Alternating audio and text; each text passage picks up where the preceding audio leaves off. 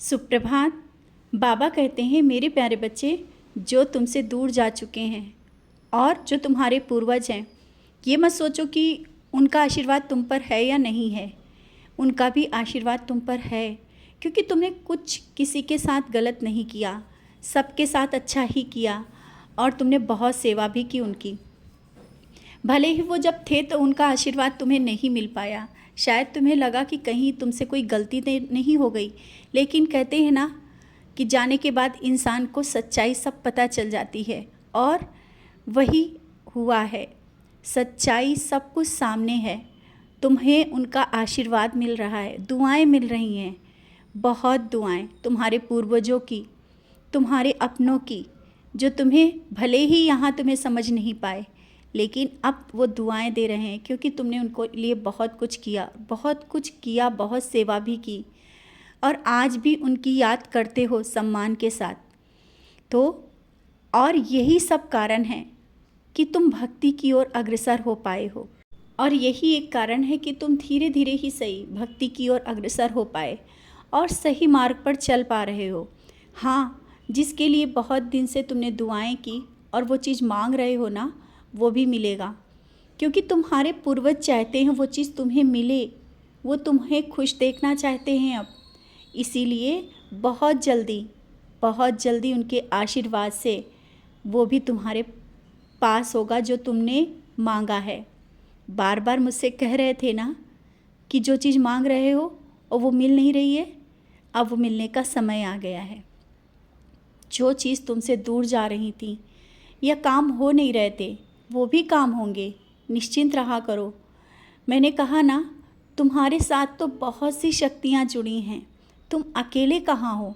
तुम्हारे अंदर एक ऐसी ऊर्जा आ गई है जिससे तुम औरों के लिए भी तुम बहुत अच्छा तुम कर सकते हो।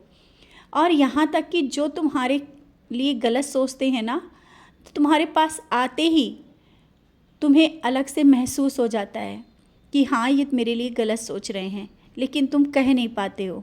तुम्हारे अंदर का ऑरा जो तुम समझ रहे हो, तुम देख पा रहे हो कि जब से तुमने नामस्मरण शुरू किया है, तुम्हें एक बदलाव आ गया है।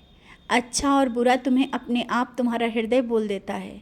वो जो हृदय की आवाज़ होती है वो मैं बोलता हूँ, और तुम मेरी आवाज़ को सुन पा रहे हो, तुम मुझसे बात भी कर पा रहे हो। लेकिन हाँ, तुम्हारा वहम, क्या ऐसा भी हो सकता है कि बाबा बात कर सकते हैं?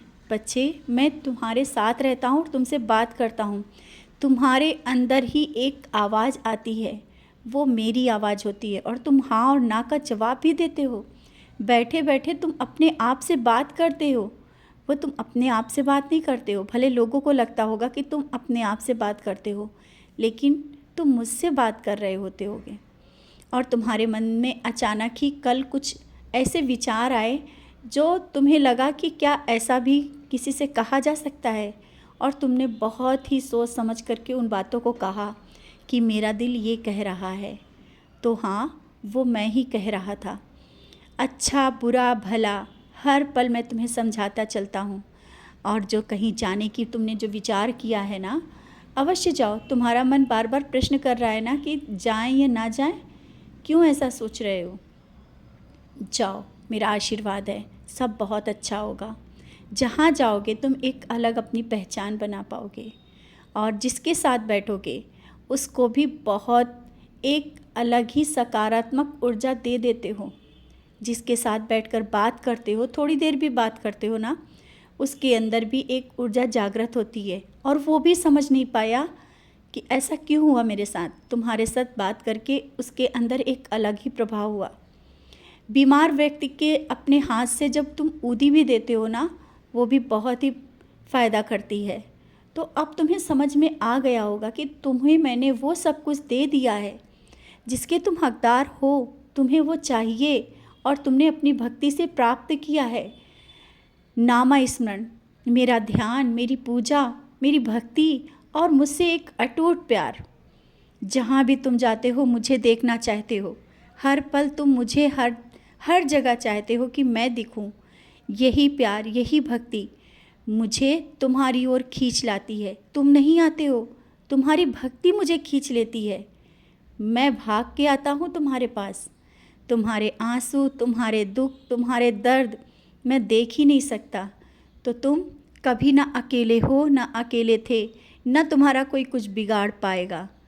तुम मेरे हो, तुम मेरे बच्चे हो, मेरे संरक्षण में हो। कोई कुछ नहीं कह सकता है तुम्हें, ना ही तुम्हारे बारे में कोई गलत सोच सकता है। उससे पहले मैं खड़ा हूँ, वो पहले मेरे से होकर के तब तुम्हारे पास आएगा। खुश रहो।